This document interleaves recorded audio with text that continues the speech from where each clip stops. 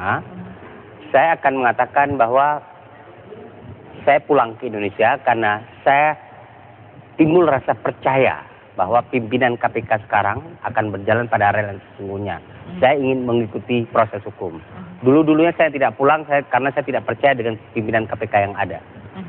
Figur-figur pimpinan KPK sekarang saya percaya. Kalau saya jadi Indonesia saya akan katakan itu. Jadi image publik sedikit berubah pada saya. Nah, kan menjadi sedikit saya bertanya-tanya ya. Kok pada akhir masa jabatan pimpinan KPK sekarang bisa melakukan sesuatu proyek besar ini kan, Nunun tertangkap. Kita tidak bisa pungkiri Pak Balkis ya,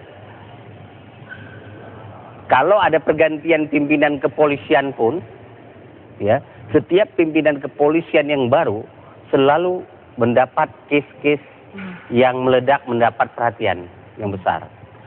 Saya nggak perlu sebut tertangkapnya Dr. Azhari, Nurdin Entop, dan beberapa kasus narkoba besar.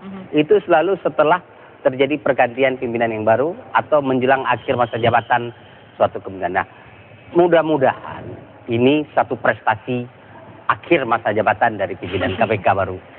Oke, baik. Kalau dilihat dari ini, kita mungkin lihat dulu ada paket berita yang menjelaskan bahwa Nunun memang di-backing oleh jaringan bisnisnya yang juga cukup kuat. Nunun Nurbaiti memang sulit ditangkap. Meski sudah berstatus sebagai buron Interpol, tapi sampai kini Komisi Pemberantasan Korupsi masih belum mampu menemukan di mana istri mantan Wakil Kepala Polri Adang Dara Gatut itu berada. Sejumlah spekulasi pun akhirnya keluar dari mulut KPK. Mengapa Nunun sulit ditangkap? KPK menduga Nunun bebas melenggang ke luar negeri karena adanya kekuatan pelindung. Kekuatan itu kemungkinan besar adalah jaringan bisnis milik istri Adang tersebut. Bahkan Ketua KPK Busro Mukodas pernah mengakui Nunun dilindungi oleh kekuatan besar. Nunun karena ada kekuatan-kekuatan yang di luar KPK yang kami belum bisa untuk menghadirkan Nunun itu karena di luar negeri. Jadi ketika kekuatan itu sulit dijangkau, itu kan kita nggak bisa. Tapi lihat aja kasus Nazarudin. Karena tidak ada kekuatan tertentu di balik Nazarudin, kan bisa ditangkap. Nunun ditetapkan sebagai tersangka oleh KPK Mei lalu. Ia dituduh menebar 480 cek pelawat senilai 24 miliar rupiah ke sejumlah politikus DPR 1999 hingga 2004.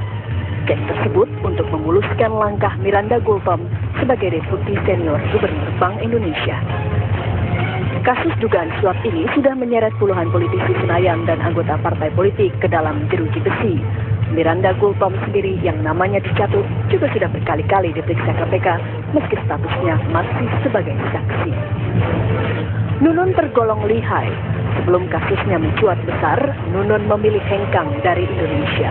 Hal ini diperparah dengan vonis dokter yang menyatakan dirinya mengidap penyakit lupa. Nunun dikabarkan melarikan diri ke Singapura, kemudian dikabarkan pindah ke Thailand.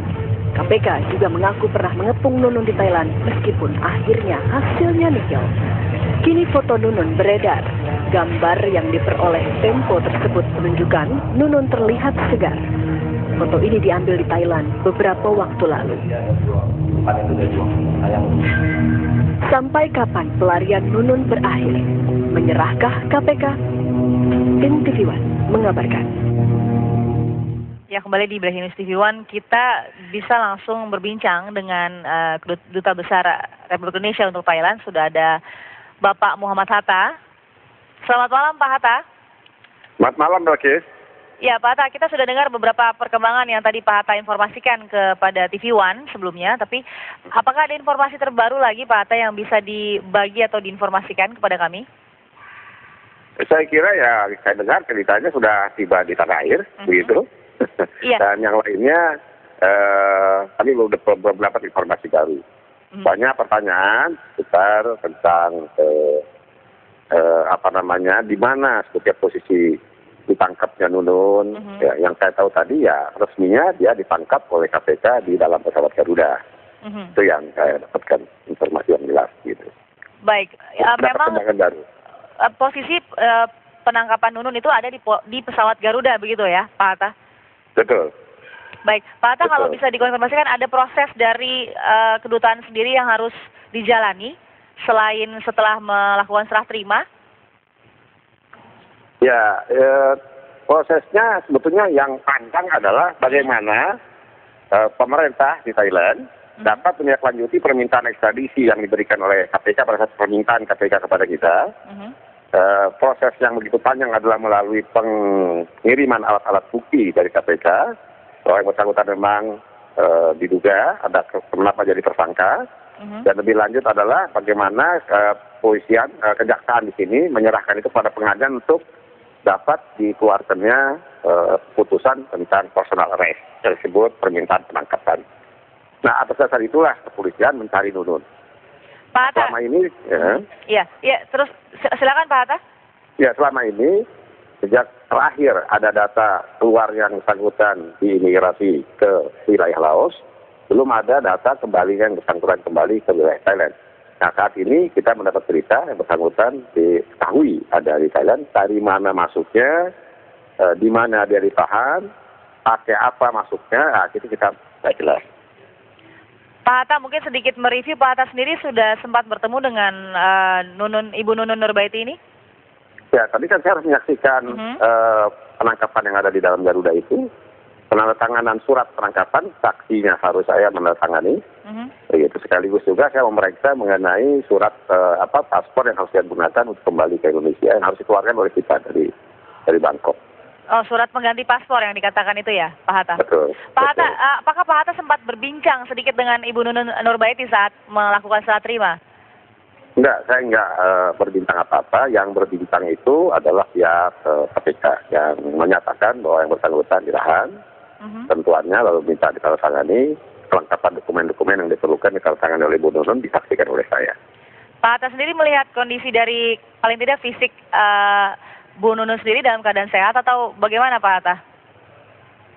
Sehat dalam artian fisik, beliau jalan. Maksudnya maksudnya wajahnya segar begitu, tidak pucat, wajahnya masih terlihat sehat atau memang bagaimana begitu Pak Hatta? Paling tidak kesan yang Pak Hatta lihat ketika melihat Ibu Nunun yang dikatakan sakit begitu Pak Hatta? Kalau wajah sih saya kira beliau kelihatannya segar ya, tidak dalam keadaan menangis atau kelihatan seperti apa tidak. Biasa saja, duduk di kursi yang disiapkan di Garuda, kemudian menjalankan proses administrasi penangkapan yang dilakukan oleh KPK. Baik, Pak Hatta, di sini ada Pak Nasrullah, pengamat hukum juga yang ingin menanyakan sesuatu pada Pak Hatta, Pak. Silakan. Selamat malam Pak Hatta. Selamat malam, apa kabar? Alhamdulillah baik Pak Hatta. Pak Hatta, sedikit informasi ingin saya dapat dari Pak Hatta.